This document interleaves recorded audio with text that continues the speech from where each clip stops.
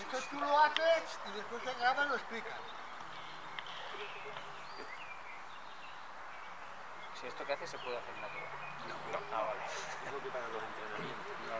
Eso es una presentación que no debería de estar haciendo ahora. Ya hizo la presentación con él. Que tendría que enseñaroslo después. ¿Entiendes? Porque ahora mismo no estamos viendo qué haría el perro en realidad. Como lo tenemos que hacer nosotros Para que este malo seguro no fallar. Efectivamente, ahora se está asegurando de que el perro no vaya a fallar. Están haciendo los truquitos y todo. Ahora sí que te ha jodido. Primera, derecha. Eso se puede hacer. A ver. El juez es el que te indica el... Pero en B, ¿no? Adelante. ¡Vamos, yes! ¡Vamos, yes! ¿Veis? Ahí ya estamos con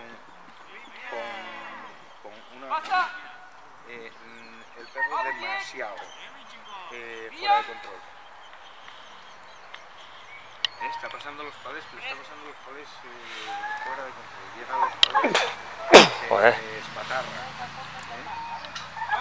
No es estrictamente necesario en nuestro reglamento que el perro se suba al palé.